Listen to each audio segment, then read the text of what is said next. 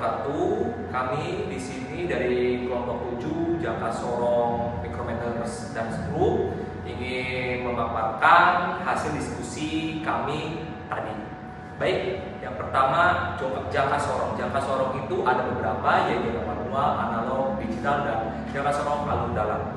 Jangka sorong manual itu adalah jangka sorong yang mempunyai dua skala, yaitu yang skala pertamanya itu skala tetap, rahang yang tetap, dan skala yang kedua itu namanya nonius. Itu skala yang bisa digunakan untuk mengukurnya. Dan untuk jangka sorong analog itu sama seperti manual, hanya saja untuk noniusnya atau verniernya berbentuk analog seperti jarum jam.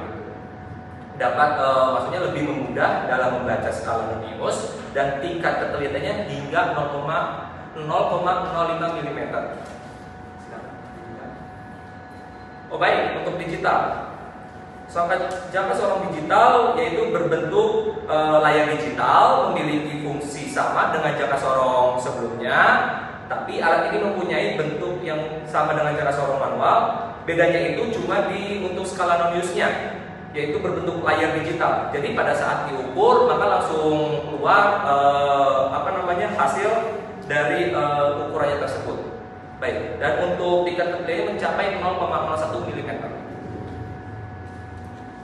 Dan untuk jongkok sorong alur dalam berbentuk rahangnya itu lebih panjang dari rahang jangka sorong manual. Digunakan untuk mengukur diameter dalam suatu tabung yang memiliki bentuk berlekuk seperti botol dan toples ataupun tabung. Baik, untuk selanjutnya mikrometer.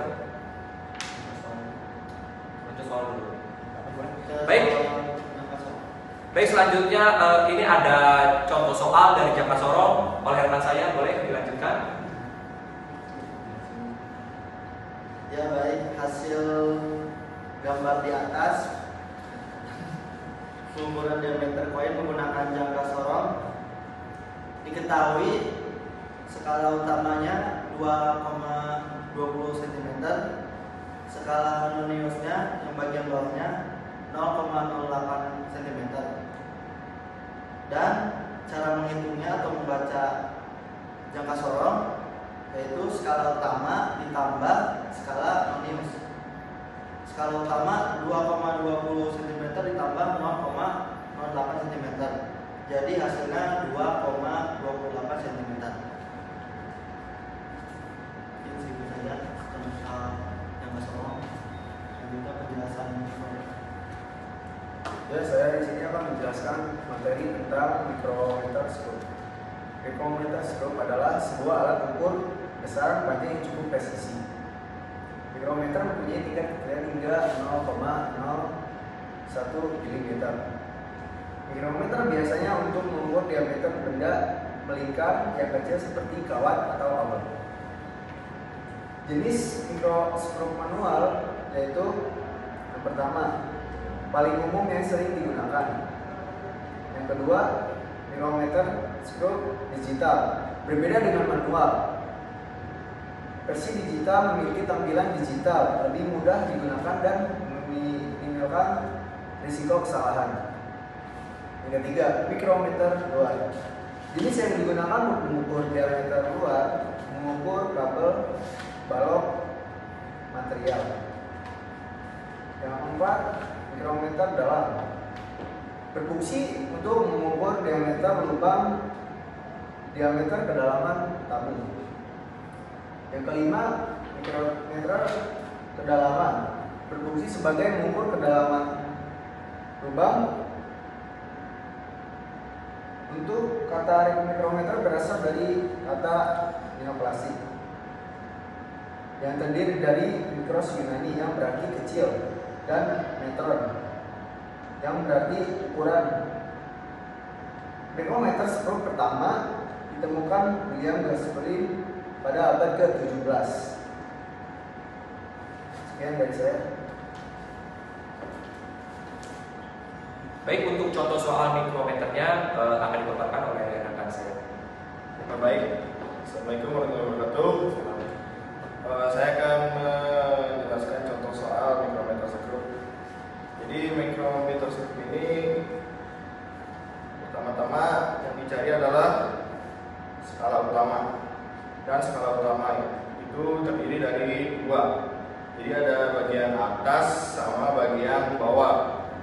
Jadi bagian atas itu hitungan kelipatannya per 1 mm.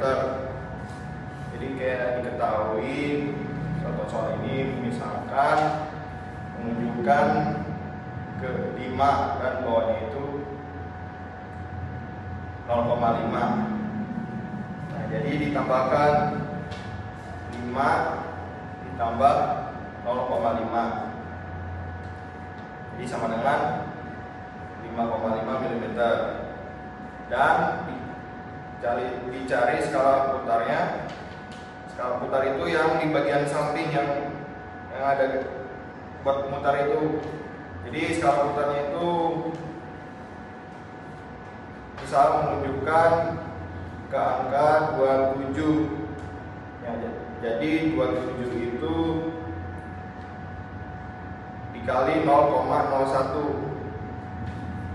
Jadi sama dengan 0,27 mm.